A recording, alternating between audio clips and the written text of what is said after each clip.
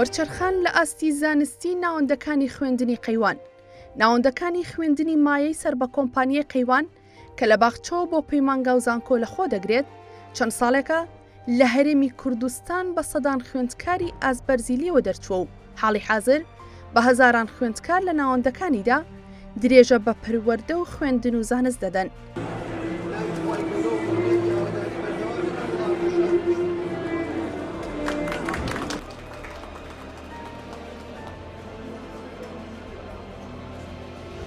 بە ئامادەبوونی هەریەکە لە بەڕێزان، دکتۆر هەڤاڵ ئەبووبەکر پارێزگاری سلێمانی و شێخ فاغر شێخ تەیب سەرۆکی ئەنجومەنی ئەمیندارانی زانکۆی نێودەوڵەتی قەیوان ڕۆژی 27 نیسانی 2023 لە کەمپی زانکۆی قەیوانی نێودەوڵەتی پێشەنگای زانستی ساڵانەی مایە کرایەوە.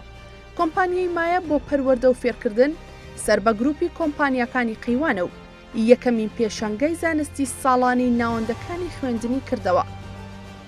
ئەمڕۆ لە زانکۆی قەیوانی نێودەوڵەتی 19 ناوەندی پەروەردە و فێرکردن لە ئاستی دایانگە و باخچەی ساوایانەوە تاک و زانکۆ بەشداریان کردووە لە پێشەنگای زانستی ساڵانەی مایە کە تیایدا 75 پرۆژەی زانستی پێشکەش کراوە و نمایش کراوە و پرۆژەکان لە بوارێکی گشتی و بواری تەندروستی و بواری تەکنۆلۆژیای زانیاری، بواری نەوت، بواری وەرزش لە هەموو ئەم بوارانە لە خۆیەکرێت.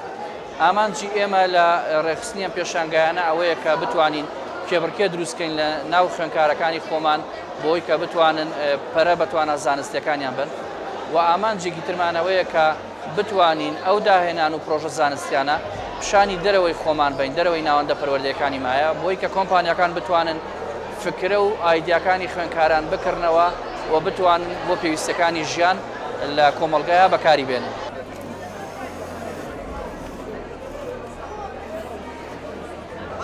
ئەمڕۆ بۆ تا ئێستا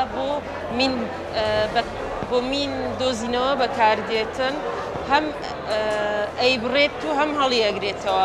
کامیرێکیشم بۆ داناوە کە بتوانێت شوێنەکەی خۆی کۆنتترۆل کات و بیبینێ کە چەند شت لێی دوورە، بتوانێت هەڵی گرفتەوە و هەم بۆ ئەمنیەکان بۆ مەسەرەن بۆ پۆلیس و بۆ ئەوەی پێشمەرگە و ئەمنیەکان ئەتوانن بەکاری بێنن کە کاتێک بۆ مین دۆزینەوە بۆ چاودێریش.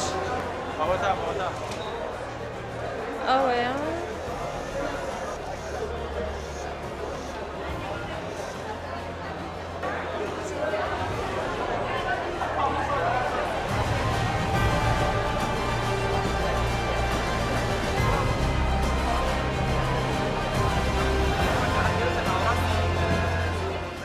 لە پێشەنگاکەدا سەرجەم ناوەندە پەروەردەی و فێرکاریەکان لە قۆناغی، بنەڕەتی، ئامادەیی، پەیمانگا، زانکۆی قەیوانی نێودەوڵەتی بە زیاتر لە 70 داهێنان و پرۆژەی زانستی بەشداریان کردبوو.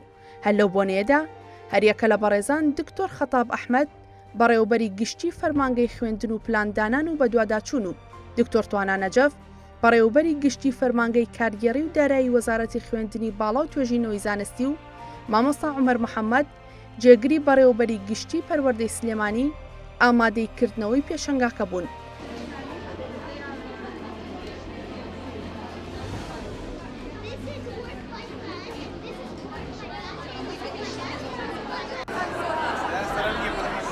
من و هاوڕێکەم یارە هەساین بە دروستکردنی ئەم پرۆجەکتە کە تێیدا پردێکی تایە کە ئەجوڵێ زیاتر لە وڵاتانە هەیە کە لە ڕێگەی ئاوی هامۆشی شت هێن و شت ئەبن و بازرگانی لە ڕێگەی ئاوی ئەکەن وەکو وڵاتانی وەکو بەریتانیا و چین و رووسیا.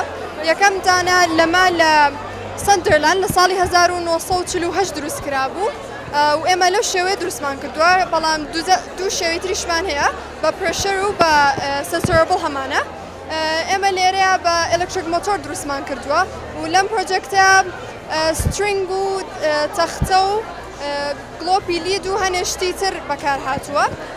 تەنها ماوەی هەفتەیەکمان پێچوو تا تاوامان کرد، بۆیە ئاسان.